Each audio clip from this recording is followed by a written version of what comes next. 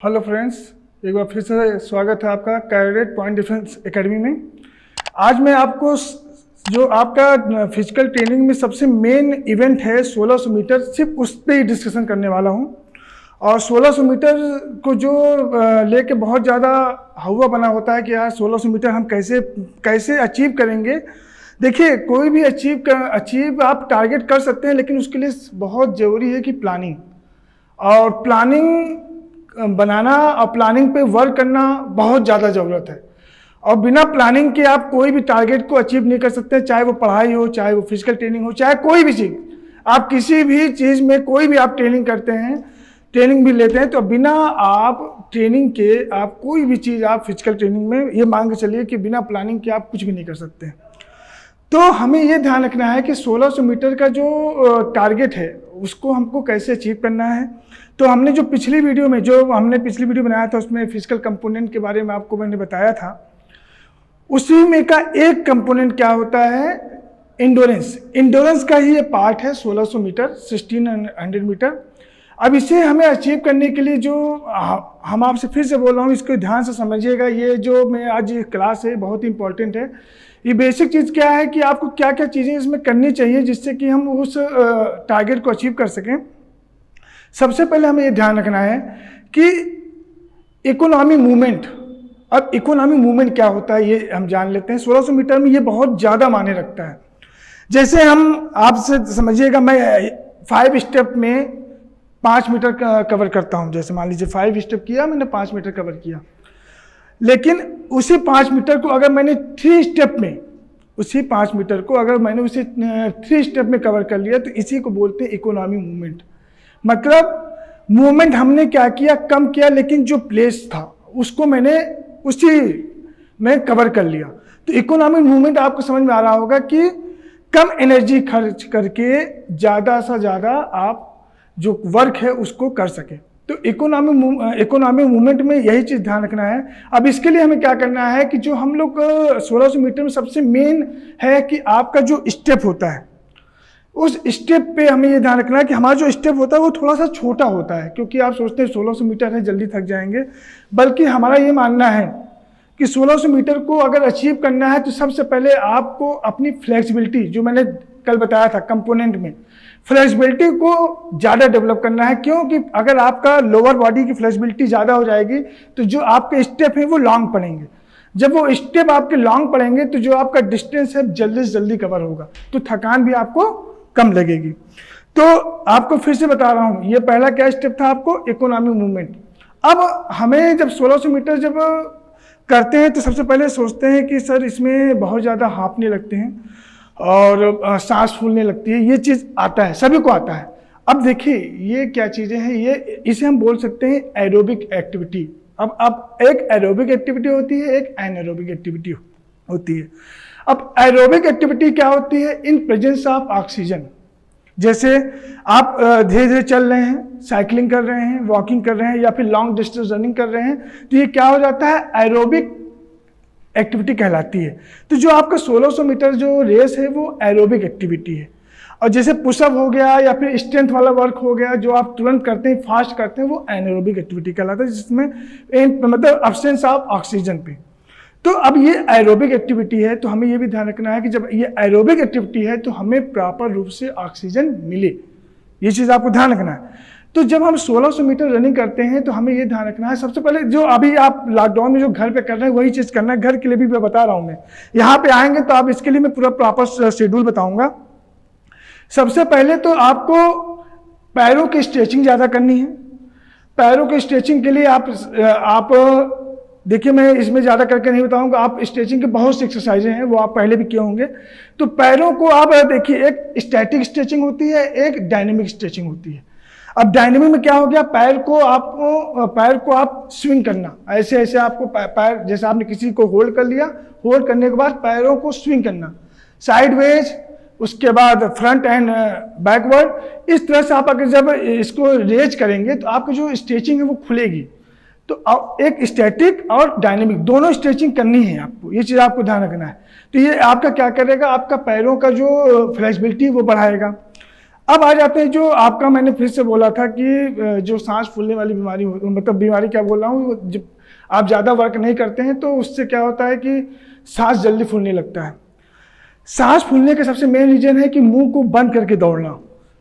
ये भी आप ध्यान रखिएगा कि बहुत लोग ये समझते हैं कि मुंह को बंद करके दौड़ने से हमें ज़्यादा एनर्जी मिलती है। देखिए ऐसा करता ही नहीं है, ये बहुत पुरानी भ्रांतियाँ चली आ रही हैं। आपको हमेशा ध्यान रखना है जब लॉन्ग डिस्टेंस रनिंग कर रहे हैं तो हमेशा मुंह खोल के, मतलब मुंह से भी सांस लेना है, नाक से भी सांस लेना है, और जितना ज़्यादा आपके अंदर ऑक्सीजन आ सके उसको आपको ऑब्जर्व करना है। अब ऑक्सीजन ज़्यादा से ज़्यादा कैसे आएगा? जब आपका लंग्स की कैपेसिटी ज़्यादा बढ़ जाएगी।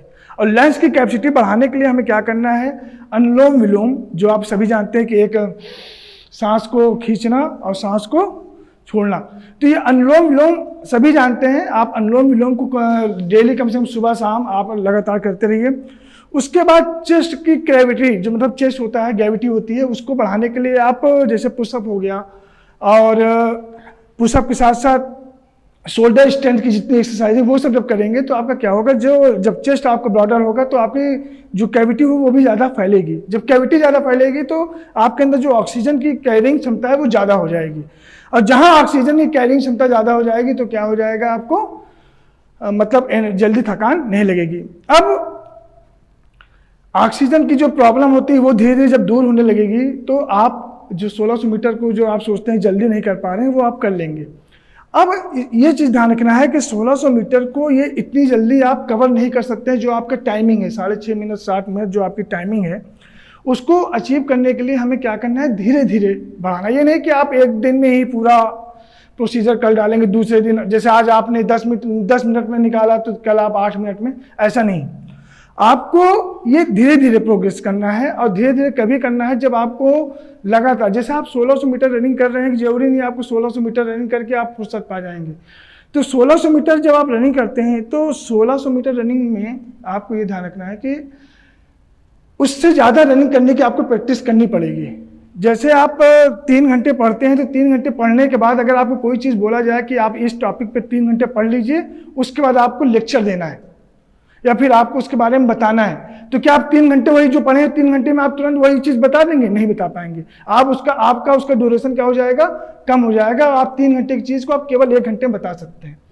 वैसे ही आप जब 1600 मीटर की रनिंग की प्रैक्टिस कर रहे हैं तो आपको 1600 मीटर रनिंग प्रैक्टिस नहीं करनी है, कम से कम उससे ज़्यादा भी, वो भी हफ्ते में 2 या 3 बार। वो तो जो उसका शेड्यूल है वो मैं आपको यहाँ पे, आप जब आएंगे आपका जो कैडेट डिफेंस अकेडमी में आप आएंगे तो आपको हर चीज़ें एक प्लानिंग से, एक सिस्टमेटिक प्लानिंग से आपको बताऊंगा, और उसका एक शेड्यूल बनाऊंगा, और आपका एक इंडिविजुअल में टेस्ट जरूर लूँगा कि सभी का, देखिए 5 उंगलियाँ बराबर नहीं होती हैं, किसी का इंड्योरेंस कैपेसिटी अच्छी होती है, किसी का अच्छी नहीं होती है।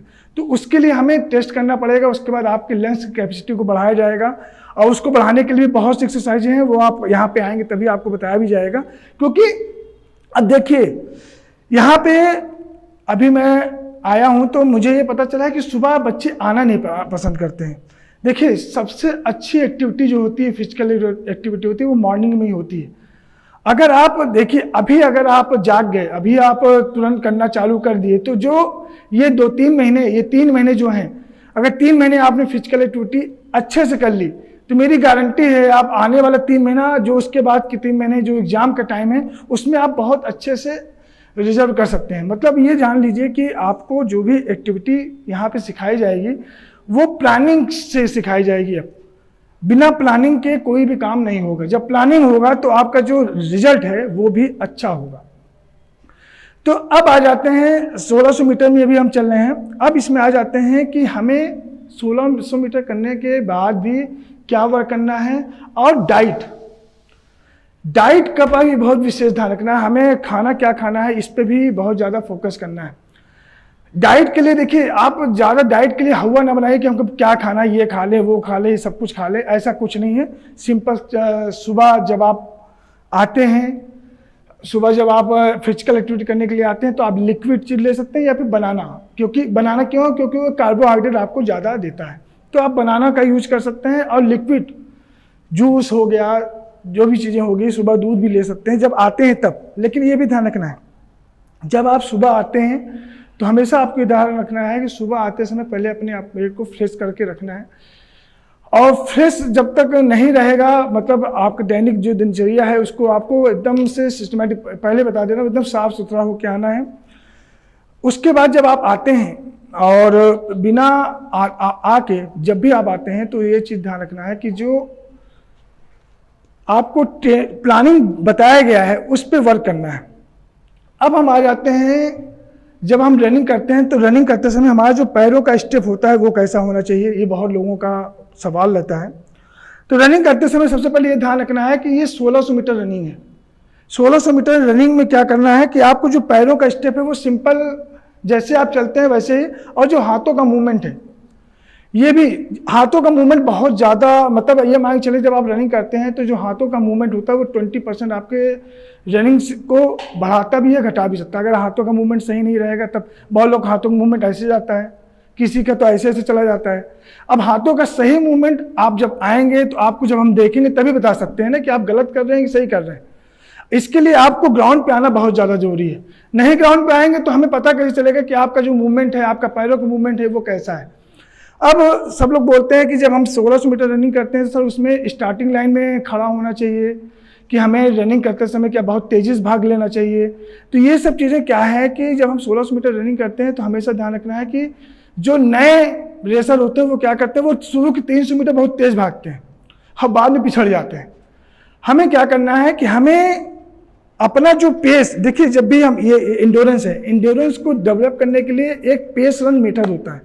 जैसे 1600 मीटर में 400 मीटर का एक ट्रैक होता है। एक ट्रैक को आपने पहले जो चक्कर मारा वो 1 मिनट या 1 मिनट 15 सेकंड या 1 मिनट 20 सेकंड में आपने मारा, या 1 मिनट 40 सेकंड या 2 मिनट में मारा।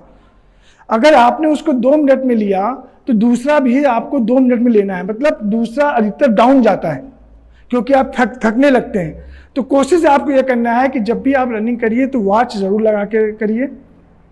वॉच लगाने के बाद जब आप रनिंग करते हैं तो रनिंग करते समय आपको ये ध्यान रखना है कि आपका जो पेस है, पेस मतलब समझ रहे हैं ना, कि जो स्पीड है वो कंटिन्यूअस एक जैसी रहे।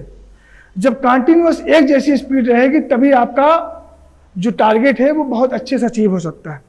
उसके बाद कोशिश करिए कि जो आपसे अच्छा दौड़ता है, कोशिश करिए जो कभी भाई, क्योंकि सभी लोग एक जैसा नहीं दौड़ते, कोई आपसे अच्छा भी दौड़ता होगा, तो प्रैक्टिस के समय उसे आप अपने साथ लेके चलिए। और अगर मान लीजिए कि आपसे अच्छा कोई नहीं है, आप उससे भी ज़्यादा, सबसे ज़्यादा अच्छे हैं, तो आप इसके लिए क्या करिए, जो आपसे खराब है, जो आपसे थोड़ा पीछे है, उसको बोल दीजिए कि तुम मुझसे आगे हो जाओ। उसको आप अपने से 50 मीटर या 100 मीटर या 200 मीटर आगे खड़ा कर लीजिए। 200 मीटर उसको आप अपने आगे खड़ा कर लीजिए। उसके बाद बोलिए चलिए स्टार्ट। तो अब आपको क्या करना है, उस 200 मीटर की जो गैपिंग है उसे कवर करनी है, और उसी 1600 मीटर में। तो इससे क्या होगा, आपको एक टारगेट मिल जाएगा कि मुझे उस बच्चे को पीछे करना है, और उस बच्चे को पीछे करने में क्या होगा, आपकी स्पीड को क्या हो जाएगा, आपका स्पीड भी बूस्ट होगा। जब स्पीड बूस्ट होगा तो आपका जो टाइम है वो भी कम होगा। ऐसे बहुत सी एक्टिविटी हैं कि आपकी स्पीड को कैसे बढ़ाया जाए, वो चीज़ें तो हम, आप जब आएंगे तो वर्कआउट बहुत से हैं।